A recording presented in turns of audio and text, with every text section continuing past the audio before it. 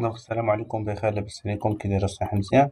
دونك هنا اوتوماتيكمون في هاد الحالة هادي غادي نشوفو كيفاش اوتوماتيكمون كنتعاملو مع واحد الشخص عندو نزيف على مستوى اليد. دونك هنا غادي نشوفو واحد الشخص عندو ان سيانيومون، كيفاش كنتعامل مع واحد الشخص عندو ان سيانيومون. دونك نكملو لا فيديو.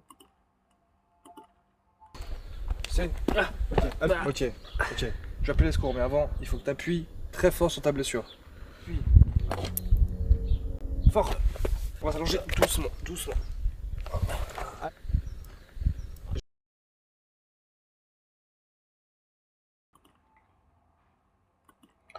دونك كما كتلاحظوا اول حاجه دار اوتوماتيكمون الاس اس تي ولا سكوري هو ان شد الضحيه وحطو في وضعيه اللي هي مثاليه، اللي هي حطو الارض.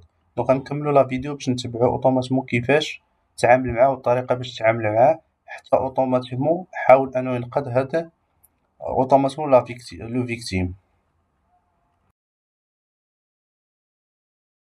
Je vais appeler les secours quand même. S'il te plaît, apporte-moi une couverture. Ok, c'est bon, j'ai eu les secours. Faut bien le couvrir. Ok. Si tu peux sortir la couverture.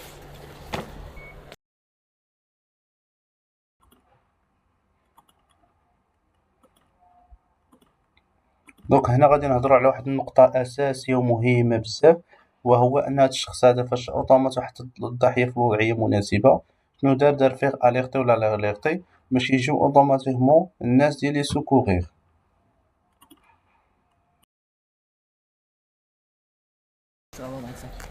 Ça, bambino.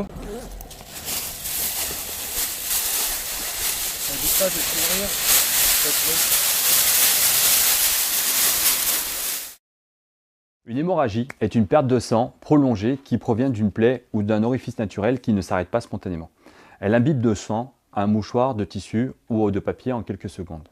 Généralement, il est facile de constater une hémorragie. Toutefois, il se peut que celle-ci soit temporairement masquée par la position de la victime ou un vêtement particulièrement absorbant, notamment un blouson ou un manteau.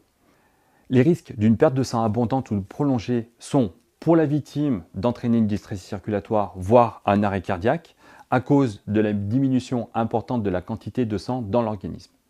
Cette perte de sang peut entraîner 3 détresses. Premièrement, l'hypovolémie, ou le manque de volume de sang dû à une détresse circulatoire, peut entraîner la tête qui tourne, voire un malaise grave ou un arrêt cardiaque. Deuxièmement, avec le malaise, une chute de la victime peut entraîner un traumatisme. Et pour finir, le manque de volume de sang peut entraîner une hypothermie, car le manque de sang diminue la charge corporelle et peut menacer la vie de l'individu. Maintenant, pour le sauveteur, il y a un risque d'être infecté par une maladie transmissible, si jamais le sauveteur présente des plaies, des piqûres, en cas de projection dans les muqueuses, notamment la bouche ou les yeux. Alors la conduite à tenir sur une hémorragie est d'abord de constater l'hémorragie, en écartant si nécessaire les vêtements. Ensuite, demander à la victime de comprimer elle-même l'endroit qui saigne, à défaut, le faire à sa place. Ensuite, il va falloir allonger confortablement la victime, par exemple sur un lit, un canapé ou à défaut sur le sol. Et ensuite, d'alerter les secours.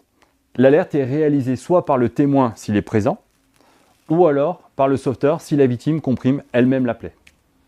Éventuellement par le sauveteur après avoir relayé la compression directe par un pansement compressif. Vous pouvez utiliser le téléphone portable, notamment en mode haut-parleur, qui peut permettre de directement communiquer avec les services de secours.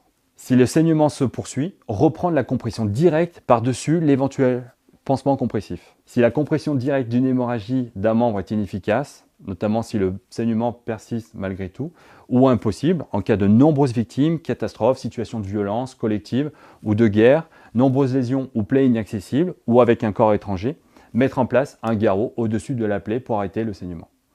Rassurer la victime en lui parlant régulièrement et en lui expliquant ce qui se passe. Protéger la victime contre le froid, la chaleur, les intempéries, la réchauffer si nécessaire.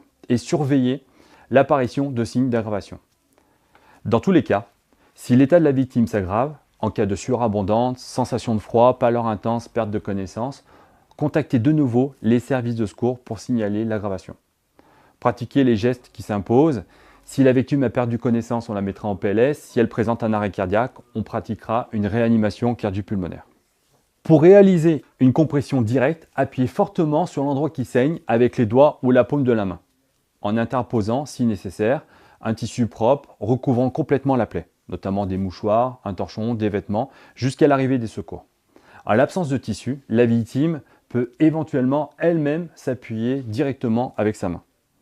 Si le sauveteur doit se libérer et que la victime ne peut pas appuyer elle-même sur la plaie qui saigne, il remplace alors la compression directe par une épaisseur de tissu propre recouvrant complètement la plaie.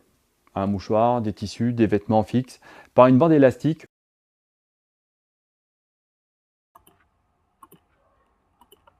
دونك كيما كتلاحظوا هنايا شوف الطريقة باش كيوضع ليه اوتوماتيكمون الباندا ولا كيتسمى بانسمون. لو بانسمون كيفاش كيدير ان بانسمون للضحية لا فيكتيم. دونك الطريقة مهمة.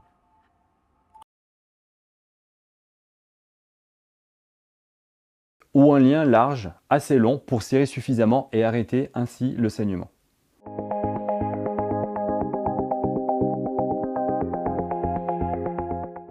Alors pour installer un garrot, le matériel nécessaire est un lien de toile solide, non élastique, improvisé de 3 à 5 cm de large et d'au moins 1,50 m de longueur. Utilisez également une barre longue de 10 à 20 cm environ, en bois, en PVC ou en métal rigide pour permettre le serrage. Le garrot est mis en place quelques centimètres au-dessus de la plaie, entre le cœur et la plaie, jamais sur une articulation. Faire 2 tours autour du membre avec le lien large à l'endroit où le garrot doit être placé. Faire un nœud. Placer au-dessus du nœud la barre et faire 2 nœuds par-dessus pour la maintenir. Tournez la barre de façon à serrer le garrot jusqu'à l'arrêt du saignement et le maintenir par le sauveteur même si la douleur provoquée est intense. Il est toutefois possible de maintenir le serrage en bloquant la position du bâton avec un second lien par exemple ou en bloquant la position de la barre par n'importe quel moyen que ce soit si le sauveteur doit se libérer. En l'absence de barre, faire le garrot uniquement avec le lien large. Réaliser une boucle en glissant le lien au niveau de l'hémorragie. Glisser une partie du lien devant la boucle afin que le garrot entoure le membre. Serrer le nœud du garrot le plus fortement possible en tirant sur chaque extrémité du lien et دونك هنا كنشوفوا الطريقة باش نديرو لو كاغو كيتسمى لو كاغو هذا هو اللي كيتسمى الكاغو وفاش sans un avis médical. Il existe dans le commerce des garrots spécialement conçus qui peuvent faire éventuellement partie d'une trousse de secours.